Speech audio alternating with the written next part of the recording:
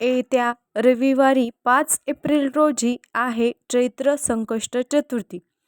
तुमच्या आयुष्यातील ही सर्व संकट दूर करणारी सुवर्ण संधी आहे.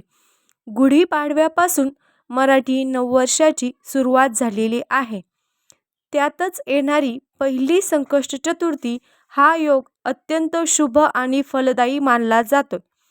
याच काळात एप्रिल महिन्यापासून नवीन आर्थिक वर्ष सुरू होत असल्यामुळे व्यावसायिकांसाठी ही एक सुवर्ण संधीच ठरते. पण ह्या दिवशी नक्की काय करावं आणि चंद्रोदयाची वेळ काय असेल, चला संपूर्ण माहिती जाणून घेऊया. 5 एप्रिल 2026 रोजी येणाऱ्या विकट संकष्ट चतुर्थी निमित्त पूजेचा शुभ मुहूर्त, विधी आणि चंद्रोदयाची वेळ काय असेल, तर पंचांगानुसार चतुर्थी तिथीचा काळ हा पुढील प्रमाणे आहे. 5 एप्रिल 2026 रोजी दुपारी 12 वाजता चतुर्थी तिथी प्रारंभ होणार आहे. एप्रिल 2026 रोजी दुपारी 2:10 चतुर्थी तिथी समाप्त होणार आहे. शास्त्रानुसार संकष्ट चतुर्थीचा उपवास ज्या दिवशी रात्री चंद्र अस्तित्वात असतो त्या दिवशी केला जातो. त्यामुळे 5 एप्रिलला संकष्टीचा मुख्य दिवस आहे. आता 5 एप्रिल रोजी पहाटेपासूनच चतुर्थी तिथी सुरू होत आहे. संकष्ट चतुर्थीचा उपवास चंद्रदर्शनाशिवाय पूर्ण होत नाही. तर सर्वात महत्त्वाचा प्रश्न आहे, चंद्रोदय कधी होईल? तर काही पंचांगानुसार रविवारी 5 एप्रिल रोजी रात्री 9:35 पासून ते 9:50 दरम्यान चंद्रदर्शन होऊ शकतं. ही वेळ तुमच्या शहराप्रमाणे 1-2 मिनिट मागे पुढे होऊ शकते. तर काही पंचांगानुसार रात्री साधारणतः 10:15 पासून ते 10:20 दरम्यान चंद्रोदय होणार आहे. या दिवशी दोन्ही वेळ लक्षात घेऊन आपण चंद्रदर्शन करावे.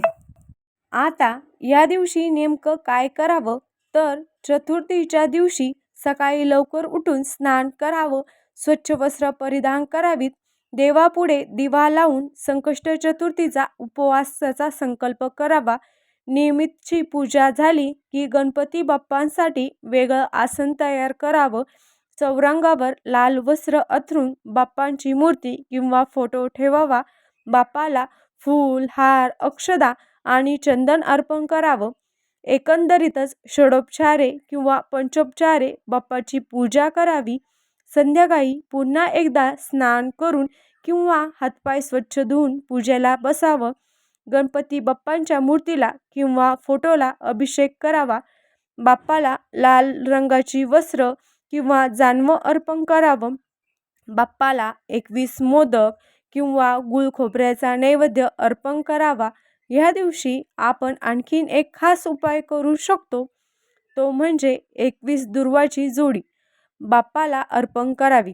आता हे कसं करावं, तर 21 दुर्वा एकत्र बांधून ही जोडी बाप्पांच्या डोक्यावर वाहावी.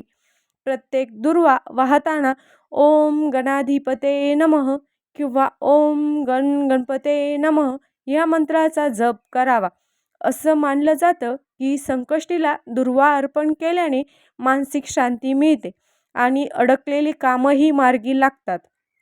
आता रात्री जेव्हा चंद्र उगवतो तेव्हा चंद्राला पाहून नमस्कार करावा. एका ताम्हणात पाणी घेऊन त्यात थोडं चंदन, अक्षदा आणि पांढरी फुलं टाकावी. हे पाणी चंद्राच्या दिशेने जमिनीवर सोडत एकंदरीतच चंद्राला अर्घ्य द्यावे. चंद्राची पूजा केल्यानंतर गणपती बाप्पाची आरती करावी आणि मगच उपवास सोडवावा. आता ह्या दिवशी विशाखा नक्षत्र आल्याने आपलं चित्त एकाग्र करून केलेली प्रार्थना अतिशय प्रभावी ठरते असं सांगितलं जातं. उपवासाला साबुदाणा, खिचडी, फळ किंवा बटाट्याचा कीस असं फराळाचे पदार्थ आपण घेऊ शकता. दिवसभर उपवास देखील अनेक जण करतात किंवा फलाहार करूनही उपवास करतात. रात्री चंद्राला अर्घ्य दिल्यानंतरच उपवास सोडावा. चंद्राला पाणी अर्पण करताना त्यात थोडे अक्षदा, पांढरे फूल आणि चंदन आवर्जून टाकावे. त्यानंतर गणपती बाप्पाची आरती करून प्रसाद ग्रहण करावा आणि उपवास सोडावा. महत्त्वाचं म्हणजे आधी सांगितल्याप्रमाणे रविवार असल्याने या दिवशी गणपतीसोबतच सूर्याची उपासना करणे देखील फलदायी ठरू शकतं. ही चतुर्थी चैत्र महिन्यात येत असल्याने नवीन कामाची सुरुवात करण्यासाठी सुद्धा हा दिवस अत्यंत सकारात्मक आहे. गुढीपाडव्यापासून मराठी नववर्षाची सुरुवात झालेली आहे. त्यातच येणारी पहिली संकष्ट चतुर्थी हा योग अत्यंत शुभ आणि फलदायी मानला जातोय. याच काळात एप्रिल महिन्यापासून नवीन आर्थिक वर्ष सुरू होत असल्यामुळे व्यावसायिकांसाठी ही एक सुवर्ण संधी ठरते. गणपती बाप्पा हे विघ्नहर्ता आहे आणि बुद्धीचे देव सुद्धा आहेत. त्यामुळे त्यांच्या कृपेने नवीन कामाला सुरुवात केल्यास यश मिळण्याची शक्यता अधिक असते. मग या दिवशी सकाळी किंवा संध्याकाळी आपण ऑफिसमध्ये, घरामध्ये स्वच्छता करून गणपती बाप्पाची पूजा करू शकता. बाप्पाची षोडोपचारे किंवा पंचोपचारी पूजा झाली की ओम गण गणपतये नमः या मंत्राचा 108 वेळा जप करावा. गणपती अथर्वशीर्षाचे किंवा संकटनाशक स्तोत्राचे पठण करा. शक्य असल्यास चंद्रदर्शनानंतर उपवास सोडा. या दिवशी नवीन व्यवसाय, प्रोजेक्ट किंवा डील सुरू करणं, नवीन फाईल, अकाउंट, बुक किंवा डिजिटल प्रोजेक्ट लॉन्च करणं हे व्यवसाय वाढवण्यासाठी खास ठरू शकतं. आर्थिक वाढीसाठी गणपतीसोबतच देवी लक्ष्मीची पूजा करावी. तिजोरी किंवा कॅश अकाउंटवर हळद कुंकू ह्या दिवशी आवर्जून लावावं. ह्या दिवशी बाप्पाला 21 दुर्वा अर्पण करून दुर्वेसोबतच मनातील इच्छा व्यक्त करावी. गणपती बाप्पांना मोदक किंवा लाडू अर्पण करावे. त्यानंतर तो प्रसाद आपणही खावा आणि कर्मचाऱ्यांमध्येही घरातल्यामध्ये वाटून द्यावा. या दिवशी गरजू व्यक्तींना अन्नदान करावं किंवा वस्त्रदान करावं. त्यामुळे सकारात्मक ऊर्जा आणि पुण्य वाढतं असंही सांगितलं जातं. या दिवशी स्वतःसाठी आणि व्यावसायिकांसाठी संकल्प करावा. प्रामाणिकपणे काम करण्याचा निर्धार ठेवावा. आर्थिक नियोजन व्यवस्थित करण्याचा निर्णय घ्यावा. नवीन संधी स्वीकारण्याची तयारी ठेवावी. जर तुम्ही नवीन व्यवसाय सुरू करणार असाल तर ह्या दिवशी छोट्या पातळीवर सुरुवात करून गणपती बाप्पांचे आशीर्वाद घ्यावे.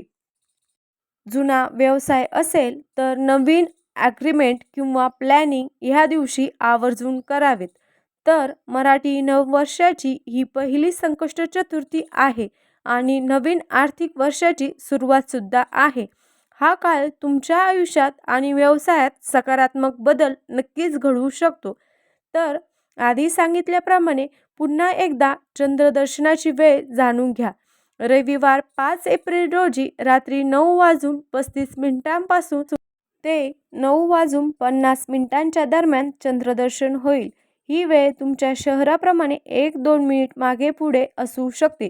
तर काही पंचांगानुसार रात्री साधारणतः 10:15 पासून ते 10:20 दरम्यान चंद्रोदय होणार आहे. आपण ह्या दोन्ही वेळ लक्षात घेऊन चंद्रदर्शन करावे आणि व्रताची सांगता करावी. गणपती बाप्पाच्या कृपेने तुमच्या सर्व अडथळे दूर होत आणि तुमचा व्यवसाय भरभराटीला जावो हीच बाप्पाचरणी प्रार्थना. संकष्ट चतुर्थीच्या दिवशी गणपती बाप्पांची मनापासून पूजा करा. उपवास ठेवा. चंद्रदर्शनानंतर नैवेद्य अर्पण करून उपवास सोडा. यामुळे संकट दूर होईलच, तुमच्या मनातील इच्छाही पूर्णत्वाला जाईल असं सांगितलं जातं. संकष्ट चतुर्थीला उपवास, गणपती बाप्पाचे पूजन आणि चंद्रदर्शनानंतर नैवेद्य ह्या तिन्ही गोष्टी केल्यास आयुष्यातील अडथळे दूर होतात आणि यशाची दारं आपोआप उघडली जातात असे बऱ्याच जणांचे अनुभव आहेत. म्हणून श्रद्धा आणि विश्वासाने ही संकष्ट चतुर्थी आवर्जून करा. गणपती बाप्पा नक्कीच तुमच्या आयुष्यात सुख समृद्धी आणतील. मग तुम्ही संकष्ट चतुर्थीचं व्रत करणार आहात का? कमेंट करून नक्की सांगा आणि कमेंटमध्ये गणपती बाप्पा मोरया असं लिहायला विसरू नका. अशाच प्रकारच्या माहितीपूर्ण व्हिडिओसाठी आपल्या चॅनलला सबस्क्राईब करून घ्या. व्हिडिओ आवडल्यास लाईक आणि शेअर करा. धन्यवाद.